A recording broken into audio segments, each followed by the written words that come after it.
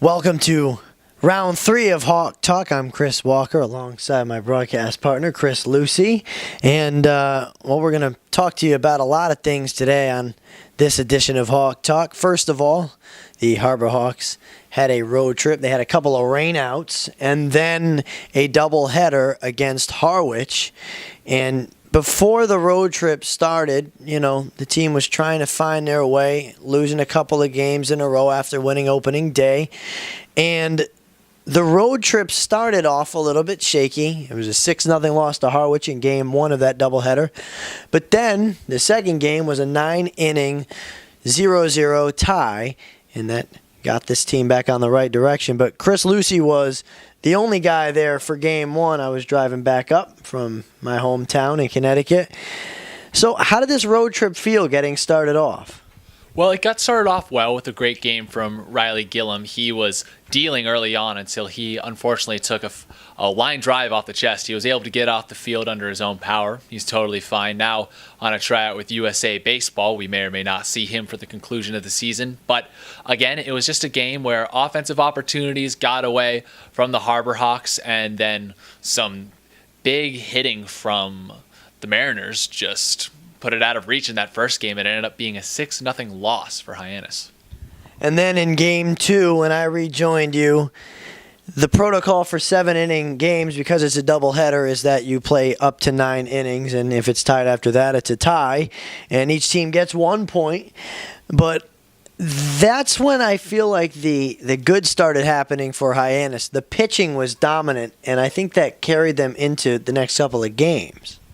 Exactly. A great start from Brooks Crawford, and then Nick Sandlin picked up right from where he left off. The Southern Missouri product just coming in and dazzling. A bunch of strikeouts in 5 innings pitched. He really looked impressive, coming from around belt level with his fastball, which registered around 94, 95. You and I both mentioned several times during the broadcast that to get a pitch to go that fast with a sidearm delivery is similar to what Mike Myers did for the Yankees back in the day in the mid to late and early 2000s. But it was really impressive to watch Sandlin in that game. And then things started to change a little bit when we went to Wareham on their gravel infield. It was certainly weird to see for the first time, like they do it in Japan. But Wareham was exactly what this team needed. It was another slow start, but then in the 6th inning, things started to open up again. And of course, pitching being just the cornerstone of a great game from the Harbor Hawks, with 6 solid innings on the mound, and then a nice 1-2-3 punch of Larison and then Tripp to close out that game. And 2 stalwarts really emerged for the Harbor Hawks that day in Reese Hampton, the leadoff man who's been moving around the outfield, and then also Daniel Robinson, both with multi-hit games that day. So those two being able to separate themselves from the pack and helped the Harbor Hawks separate themselves from the Gatemen in a 6-2 win. And then, as you mentioned, Larison and Tripp were called upon yesterday when the Harbor Hawks played the Chatham A's in Chatham, and that was the most complete game, and I think we can both agree on this, is their most complete game of the season in the first week of play. A 5-3 win. Larison and Tripp were called on once again after Ryan Weiss came in and had another great outing. And, of course, the big breakout was Ford Proctor hitting that huge 3-run homer, which eventually set up the win for the Harbor Hawks over the first-place Chatham A's over in the Eastern Division. And today, the Harbor Hawks came back home, where we haven't been since last Thursday, so nearly a week has gone by. But it didn't start out and it didn't finish the way that the Harbor Hawks, the fans, or us two, were hoping. It kind of got away from Kevin Coulter right off the bat. He gave up a home run to the number 2 hitter, Blake Sable. Only 1 out in the game, second at bat, home run, and you're already down. He had a rough first, but he did bounce back. But ultimately in the 5th, that's when the trouble started again. Exactly. He put a few men on, then was relieved when Connor Green came in and gave up a 3-run home run, which was a backbreaker in and of itself. But then you turn around the next inning, Green gets back out, 2 quick outs, and then another 3-run home run, which was just devastating. You know, Chris, even though it was a 10-2 loss, the Harbor Hawks did add a couple of runs later in the game. But even though they did lose by 8 runs, there still were positives. You know, you had 6 strikeouts from Coulter. Another hit from Ford Proctor, which is certainly good to see. And Reese Hampton continues with his hitting. And then Robert Newstrom had 2 hits.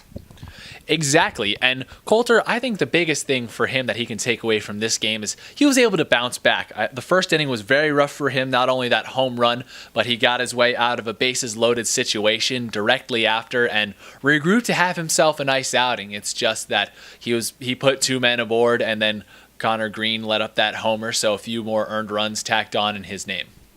Tomorrow night, the Harbor Hawks go to Falmouth to play the Commodores, and you know, it's a chance to get above 500. They're 3-3-1 right now, and they got 7 points. Points don't matter so much in the first week or 2 of the season, but certainly I think one big takeaway, and correct me if you think I'm wrong, from the Harbor Hawks' first 7 games is that they're okay.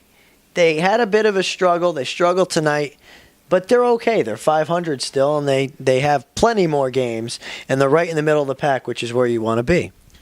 This team could play upwards of 50 games this year between a regular season and then possibly a playoff run after.